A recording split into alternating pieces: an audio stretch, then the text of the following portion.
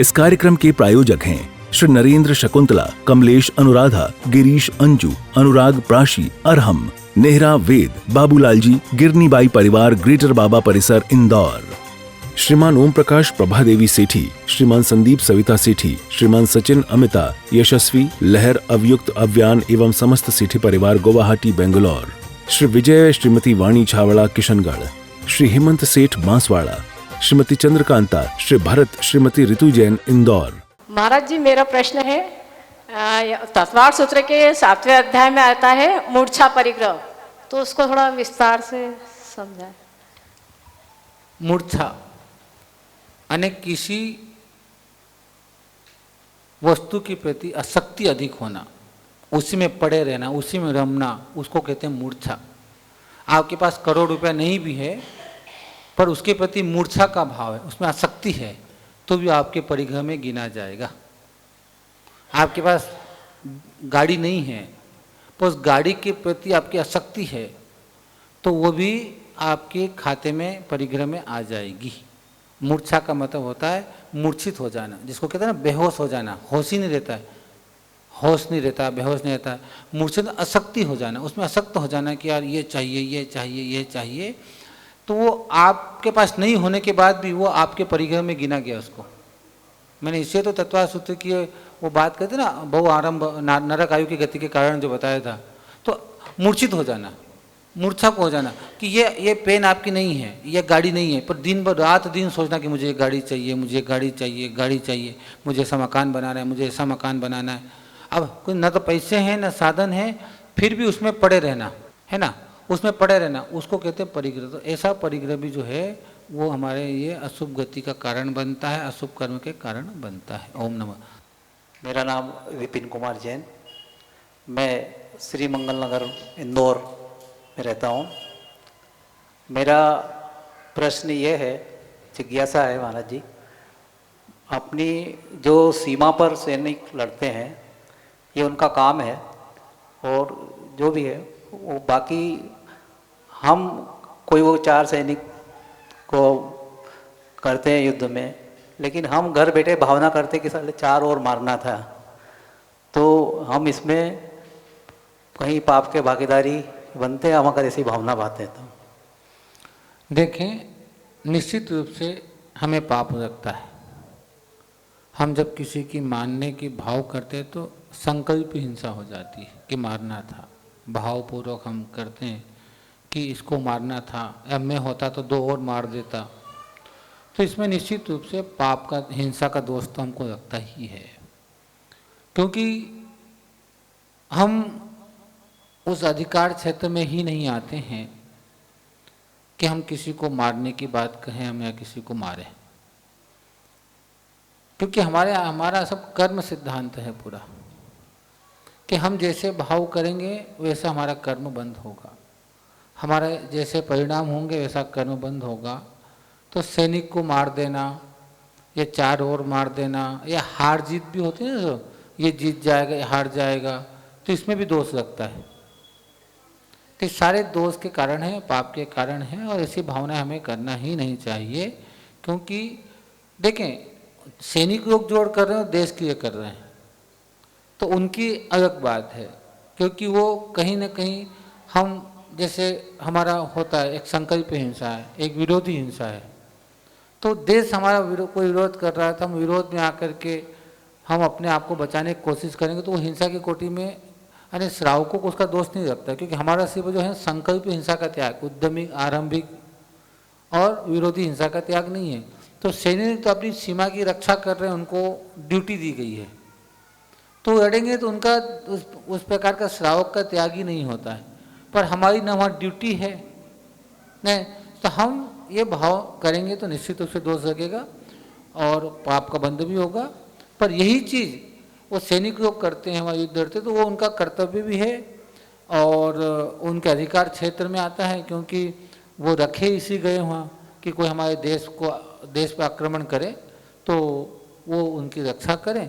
और जब कोई हमें मारने आए, जब हमें कोई मारने आए तो हम उसका सामना करें, और सामना करते करते सामने वाला मर भी जाए तो उसका हिंसा का दोष हमको पूर्ण हिंसा का दोष नहीं लगता है, क्योंकि हमारे वहाँ मारने के भाव नहीं थे, अपने आप को बचाने के भाव थे। क्या बचाव थे? अपने आप को बचाने के भाव थे। तो अपने आप को बचाना पाप नहीं है, क्योंकि वहाँ अपने आप को बचाने के मुझे उसे मारना पड़ा, तो उसमें पाप नहीं है, क्योंकि वो अपने आप को बचाने के, अपने देश को बचाने के लिए बैठे हैं। अब आक्रमण करे, अब भाई वो आक्रमण करे और हम नहीं करें तो भी चक्कर है, क्योंकि हमारे देश पर कब्जा करेंगे, हमारे देश को वो करेंगे, आतंक फैलाएंगे, तो उनको दोष लगे नहीं, क्योंकि उनका त्याग नहीं है। पर हमें भावना करेंगे, हमको दोष निश्चित रूप से लगेगा। ओम नमः।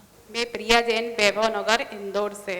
मेरा प्रश्न है महाराज जी, पुण्य को सोने की बेड़ी बताया गया है और पाप को लोहे की बेड़ी बताया गया है, इसका आशय समझाइए। देखो, बेड़ी का मतलब होता बंधन। पुण्य होगा तो भी संसार में पड़े रहेंगे और पाप होगा तो भी संसार में पड़े रहेंगे। पर पुण्य की बेड़ी का तात्पर्य है, सोने की बेड़ी इसे कहा है कि सोना हम संभाल कर रख सकते हैं। लोहे को संभाल कर रखना बेवकूफ़ी है, लोहे को संभाल करके तिजोरी में रखना बेवकूफ़ी है, सोने को रखना समझदारी है। तो ऐसे पुण्य की क्रियाओं को करना, और पुण्य की क्रियाओं से संसार में ही रहेगा, क्योंकि पुण्य क्रियाओं के फल दिए हैं कि चक्रवर्ती का पद, नारायण का पद, राजा का पद, सारे भोग के साधन जो हमारे पास मिल रहे हैं सब पुण्य के, तो वो हमको संसार में ही परिभ्रमण कराते हैं। और पाप भी हमको संसार में परिभ्रमण कराता है, पर पाप हमें दुख के साथ परिभ्रमण कराता है और पुण्य सुख के साथ परिभ्रमण कराता है। जब हम पुण्य करेंगे तो पाप छूट जाएगा और फिर धीरे धीरे पाप अपने आप छूटता चला जाएगा, फिर पाप को छोड़ने की आवश्यकता नहीं पड़ती है। पाप तो साधन, पाप को तो छोड़ना पड़ रहा है, पर पुण्य अपने आप छूट जाएगा, क्योंकि जब पुण्य बढ़ेगा तो मुनि बनेंगे, फिर मुनि बनने के बाद और पुण्य होगा तो हम श्रेणी चढ़ेंगे, तो श्रेणी चढ़ते जाएंगे, तो जो पुण्य की कर्म है वो भी धीरे धीरे धीरे झड़ते जाएंगे और एक दिन हम परमात्मा पद को प्राप्त हो जाएंगे। तो पुण्य की बेड़ी का तात्पर्य है कि संसार में धर्म के साथ जो सुख मिलता है वो सब पुण्य की बेड़ी है, और पाप के साथ जो संसार में परिभ्रमण करते हैं वो लोहे की बेड़ी है। तो ये समय सार में और अन्य अन्य ग्रंथों में, जो अध्यात्म ग्रंथों में दोनों बेड़ी है, तो भी पुण्य क्यों करें? अरे पुण्य इससे करना कि बिना पुण्य के पाप प्रकृति जाएगी नहीं। हाँ, बिना पुण्य किए दो ही चीजें संसार में, पुण्य और पाप। तो जब आप पुण्य नहीं करोगे तो पाप करोगे, और पाप दुख का कारण है, तो इससे हमें सोने की बेड़ी पहनना मंजूर है, पर लोहे की बेड़ी पहनना मंजूर नहीं है। पर लोहे की बेड़ी को तोड़ने में समय नहीं लगता है, कभी भी हाथ से भी तोड़ सकते हैं, पर सोने की बेड़ी मजबूत होती है, तोड़ने में समय लगता है। और सोने की बेड़ी तो आराम से सहजता से टूट जाए, क्योंकि पुण्य को तो भोग देंगे, और पुण्य भोग देंगे तो पुण्य भी खत्म होते जाएगा, पुण्य और पाप दोनों ही चलेंगे, तो फिर हम निश्चित रूप से परमात्मा बनते हैं। ओम नमः। गुरुदेव के चरणों में नमन, वंदन, नमोस्तु गुरुदेव। गुरुदेव, मेरी शंका यह है, लोग यह नहीं देखते हैं कि आप उनके लिए क्या करते आए हैं, लोग तो बस यही देखते हैं कि आपने उनके लिए क्या नहीं किया। समाधान करने की कृपा करें। देखें, एक बात है कि लोग ये नहीं देखते कि आप के लिए क्या करते हैं, लोग तो बस यही देखते हैं कि आपने उनके क्या नहीं किया। देखो, जिसको नकारात्मक देखना है, एक गिलास आधा पानी भरा हुआ है, आधा खाली है। अच्छी दृष्टि वाला क्या कहेगा कि आधा गिलास भरा हुआ है, और खराब दृष्टि वाला क्या कहेगा कि आधा गिलास खाली है। तो लोगों की बातों में आकर के हम अपने कर्तव्य को भूले नहीं। हमने जिसके लिए जितना किया है वो बहुत है। अब लोग ये सोचते हैं कि लोग ये नहीं देखते कि क्या किया है या क्या किया है, पर क्या नहीं किया है। तो लोगों की निगाहों की दृष्टि का दोष है, और जो ऐसा देखता है निश्चित रूप से उसके जीवन में पाप का बंध होता है। आप जब भी किसी की बात करो तो आप तो यही सोचना कि करने के लिए क्या करते हैं आपके लिए। अरे जो करते हैं, जितना हमसे हो गया हमने उनका कर दिया, जिसने उतना हमारा हो गया है, अब हम क्या नहीं करेंगे ये क्यों देखना पड़ रहा है? भाई मुझे अगर विनोद जी ने 5 रुपये दिया तो बहुत है ना,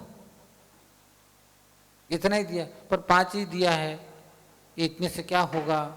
एक उदाहरण दिया है, आपके जितना कर सकते उतना किया है, और जो किया उसका स्मरण करो, जो नहीं किया उसका स्मरण क्यों करना? यानी जो किया वो तो व्यर्थ चला गया, उसका यूँ होते हुआ।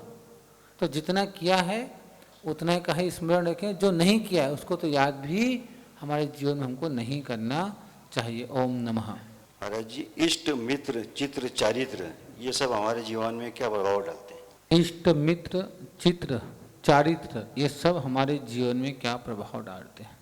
यहाँ चित्र से क्या तात्पर्य है आपका? इष्ट मित्र, इष्ट चित्र, इष्ट चारित्र ये सब हमारे जीवन में क्या प्रभाव डालती है, प्रश्न है। इष्ट का मतलब प्रिय, अच्छा लगना। अब अच्छा मित्र है और ज़्यादा राग हो गया तो दुख का कारण बनेगा। अच्छा चित्र है, चला गया, दुख का कारण बनेगा। अब चारित्र का अर्थ क्या कहें हम? आचरण से मतलब है आपका अच्छा आचरण। अगर हम अच्छे आचरण को इष्ट बना देवें तो निश्चित रूप सुख का कारण बनेगा। पर इष्ट मित्र जो है, आज आपका कर्म का उदय, आपका वो मित्र इष्ट है, आपको 6 दिन पे है वो अच्छा लग रहा था, 6 दिन बाद उसने आपकी नहीं सुनी तो इष्ट भी आपके दुख का कारण बन गया। वो ज़्यादा दुख का कारण बनेगा क्योंकि आपका खास था और अब आपकी सुनना उसने बंद कर दी है। तो इष्ट मित्र ये सब ध्यान में आते हैं, खोटे ध्यान में। किस में आते हैं? सब खोटे ध्यान में आते हैं। सिर्फ आपका इसमें इष्ट चारित्र अच्छा है कि जो आपको इष्ट चारित्र हो खुद को, दूसरे के चारित्र से मतलब नहीं, खुद के। दूसरे के चारित्र पे तो आज तुम्हारी पट रही है तो उसका चारित्र आपके अच्छा है, और नहीं पटेगी तो कल आप उसी के चारित्र को खोटा कहोगे, है ना। आज आपके जो मित्र अच्छा है वो इष्ट है, कल उसने आपकी बात नहीं सुनी तो आपके खोटा हो गया। कोई चित्र आज आपके पास है, कल आपके उपयोग में नहीं आ रहा है तो आपके खोटा हो गया। तो ये सब चीज़ें, इष्ट जो है वो भी दुख का कारण, अनिष्ट भी दुख का कारण है। हमें न तो इष्ट और अनिष्ट दोनों को ही नहीं करना है। अनिष्ट करेंगे यानी इष्ट के बाद में हम करते हैं इष्ट चीज़ मिल जाए, और जब जाएगा तो क्या होगा? तो भी दुख। और अनिष्ट चीज़ आ गई तो भी दुख। तो दुख में तो दोनों ही है। इसे इन चीज़ों से हमने हमेशा, कहता हूँ, एक सूत्र याद रखो, जो आया है वो भी मेरा, जो गया और जो आएगा वो भी मेरा नहीं। अगर इतना ध्यान हो जाए ना तो फिर ना कोई हमारा इष्ट रहेगा ना हमारा अनिष्ट रहेगा। ओम नमः। मेरा नाम रजनी जैन है। मेरी समस्या यह है गुरुवर कि हमारा यह जीवन जन्म से लेकर मृत्यु तक क्या अगले जन्म के कर्मों का फल है या इस जन्म का भी मिलता है? देखें, हमारे जीवन में जो कर्म का फल आता है वो अपन इस पर बहुत चर्चा कर चुके थे।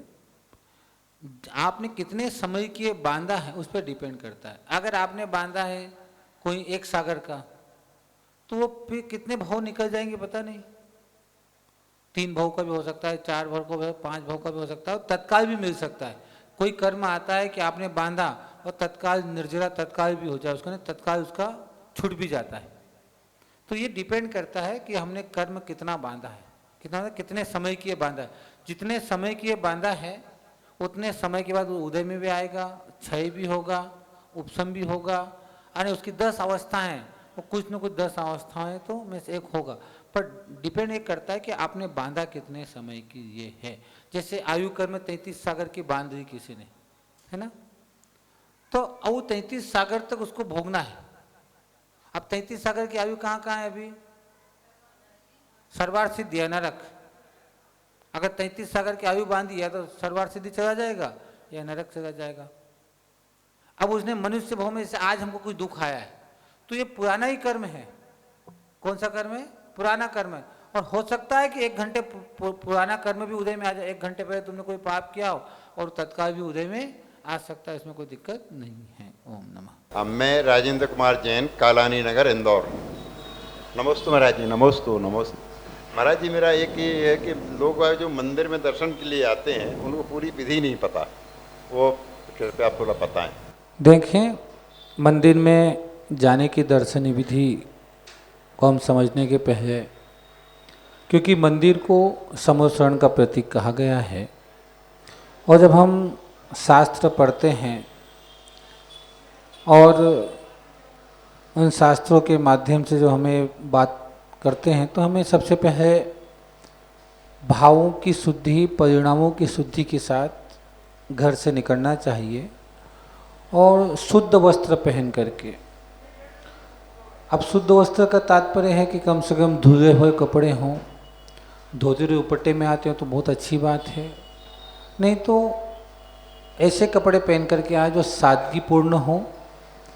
और फिर हम जब घर से निकलते हैं तो पूरे रास्ते में हमें इस बात का बार बार चिंतन करना चाहिए कि हम इस पुण्यशाली व्यक्ति हैं कि हमारे भाव, परिणाम अरहंत के दर्शन करने को बने हैं। मंदिर तक पहुँचे, छने हुए पानी से हम पाँव धोए, पाँव धोने के बाद हम मंदिर में आते हैं, घंटी हो तो हमें घंटी बजा लेना चाहिए। फिर हमें भगवान की 3 परिक्रमा जो वेदी की है, 3 परिक्रमा देना चाहिए। भगवान के सामने खड़े होकर के सबसे प्रथम हमें नमोकार मंत्र का चिंतन करना, नमोकार मंत्र बोलना चाहिए, 195 यारो बोलना चाहिए।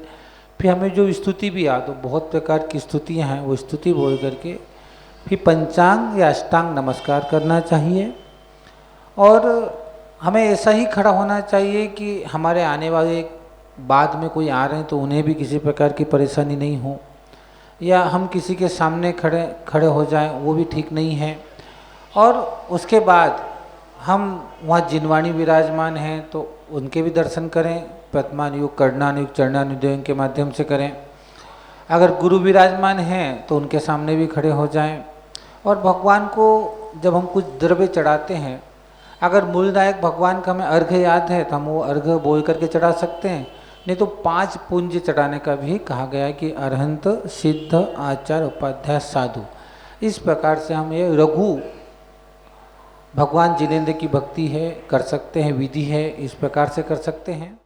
इस कार्यक्रम के प्रायोजक हैं श्री नरेंद्र शकुंतला, कमलेश अनुराधा, गिरीश अंजू, अनुराग प्राशी, अरहम, नेहरा वेद, बाबूलाल जी, गिरनीबाई परिवार, ग्रेटर बाबा परिसर, इंदौर।